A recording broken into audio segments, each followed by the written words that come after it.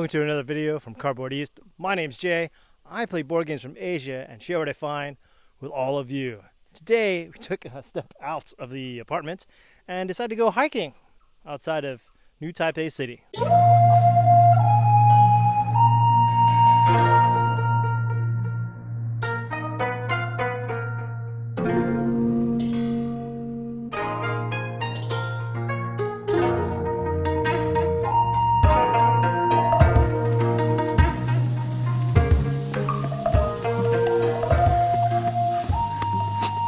Morning.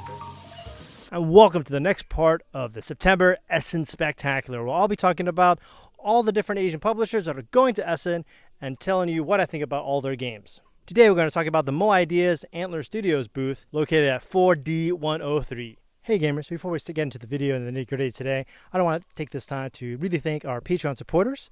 If you think that the video content here at Cardboard East is worth a couple of dollars a month, please consider joining the Patreon and helping fund the games and videos that we make here, because it really makes all the difference in the world. Now, the first game on the list is not from actually Moaideas, but from Antler Studios. They're a very unique publisher, and they definitely focus more here in the Taiwan market, and I definitely want to do a video of them in the future because their games are really, really unique and definitely worth talking about. Etariya is a two-player abstract game that takes about 10 to 20 minutes to play. Etariya comes with a modular board for added replay value, and one player will be the light side, and one player will be the dark.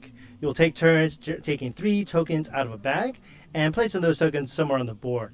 The caveat is that each color has to be adjacent to itself. So green has to be next to green, purple next to purple, and it becomes this area control game where you slowly want to get blue more on the light if you're the light side, or blue more on the dark side.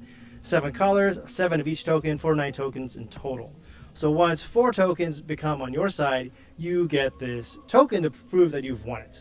Now once you've gotten this special awards token and you get 4 of them, then you've won the majority of the game. Then the game ends and you won the game.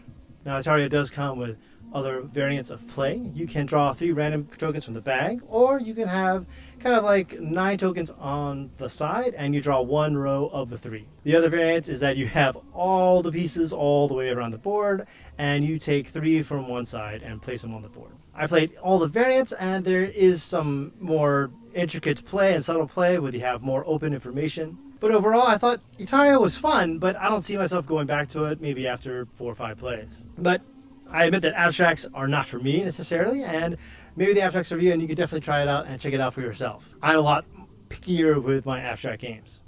Now, if you ever find yourself hiking in New Taipei, 1, give me a call, and 2,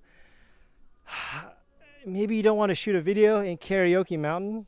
It's not called Karaoke Mountain, but it is Karaoke Mountain. So far, we've hiked. We've passed 4 places where people are just singing karaoke in the middle of the mountain.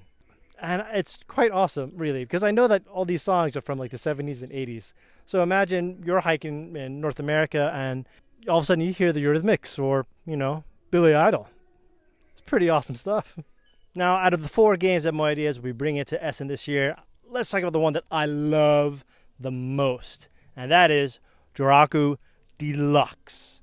Now, most of you watching this video are probably from North America or Europe, and you might be familiar with the TMG version, small box version of Joraku, where you have these little cubes moving to the left towards Kyoto. And that's fine, that's a great game. But this is Joraku Deluxe. And if you haven't been following my Instagram, well, let me just show you some of the pictures that I've taken. Because, sayonara cubes and say hello to Samurai Warrior meeples. This game is just leaps off the table with how cool these meeples are. Now, that doesn't change the gameplay whatsoever, but it definitely changes the table presence. And I gotta say that Joraku is one of my favorite trick-taking games of all time. Now, I am a little bit biased, I admit that, because I do like area control games and area majority games. And this one blends it really well with trick-taking. And it kind of reminds me of Fantasy Flight about, maybe a decade ago, where Fantasy Flight's coming up with these big, intricate, kind of fiddly rules games. And Joraku is like that, but it kind of strips it down to this nice, simple trick-taking game. And I think it works really, really well. You have 3 suits, 7 cards each, 1 through 6, and with a ninja. Now, you can watch other videos where they talk about how to play the game, but the most important thing about this is that all the cards are vital in Joraku. Now, I'm going to get into too much of how Joraku plays, But the one thing I do like about it is the momentum of the game. Now, a lot of trick-taking games, you play several rounds because there is a little bit of luck of the draw of the hand. Sometimes you get a good hand, sometimes you get a bad hand. And you kind of just play equal rounds to the number of players. That's your trick-taking thing. Kind of hopefully evens out. But with Joraku, it's a little bit more interesting because the game state is different for each round. As the start of the game, people are slowly on the edge of Kyoto and they're moving left. So areas on the right aren't as important as areas on the left. And you start seeing all the pieces slowly moving to the left. And the game gets more and more intense as the victory points get higher and higher. It can be a little swingy, but I find that to be the charm of the game. Now, if you are into trick-taking games and area control, I can't recommend Joraku enough. And if you're thinking about getting it at Essen, well, then you got to hurry up and make plans to pre-order it. There are only 70 copies going to Essen this year. Now, Moaideas said that they're going to focus more on picking up distributors in Europe, so hopefully this game will be coming to an EU near you.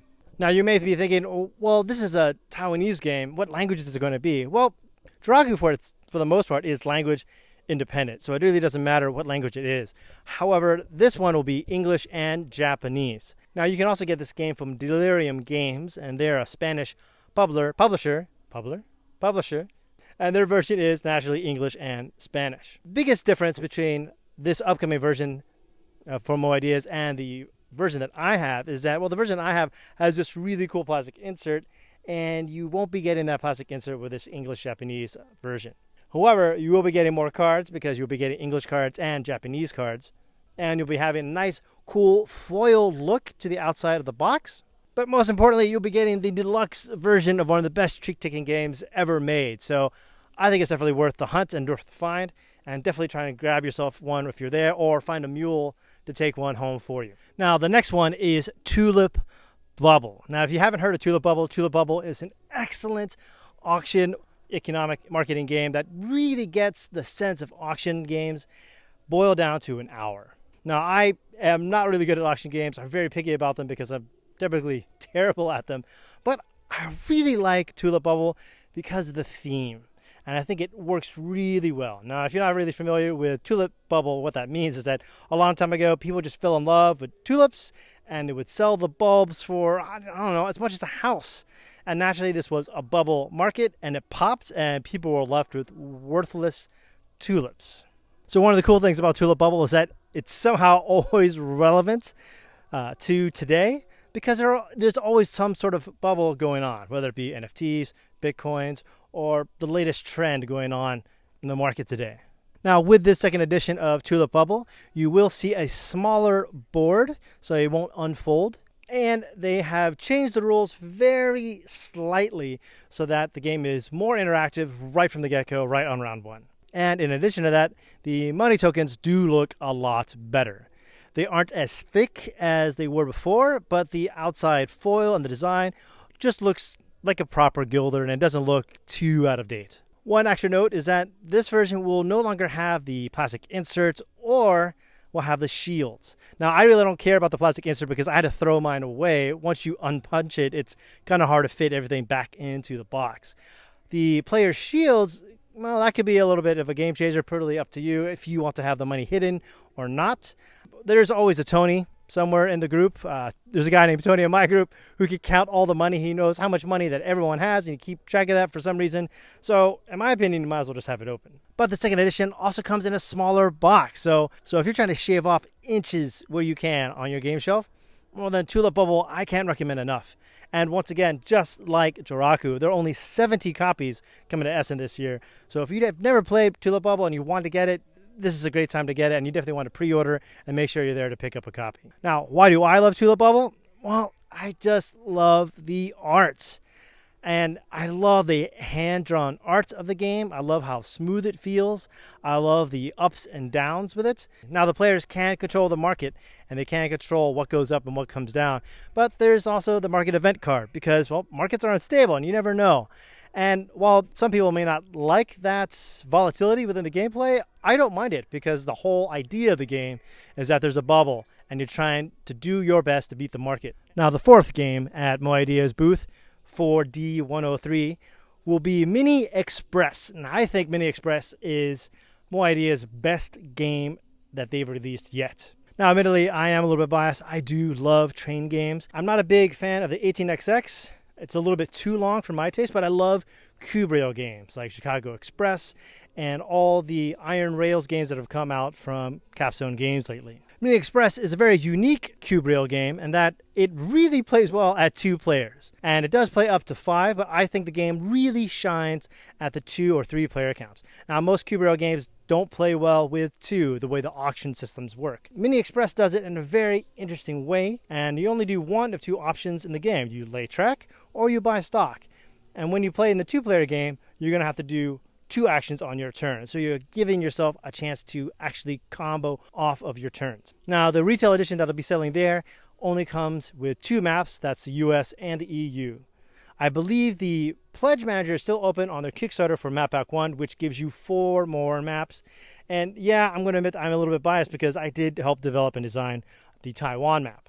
Now, the retail version of Mini Express will not have the silkscreen trains that you got in the Kickstarter edition. However, there were some people who complained about that because it kind of was hard to tell what color the trains were. Or you could just be like me and reduce your game back to cubes because I love cubes. What can I say? I could get old school like that. Once again, my name's Jay. I play Asian board games and share what I find with all of you. I'm going to leave some links to some upcoming Essen games that I think you will enjoy. See you there.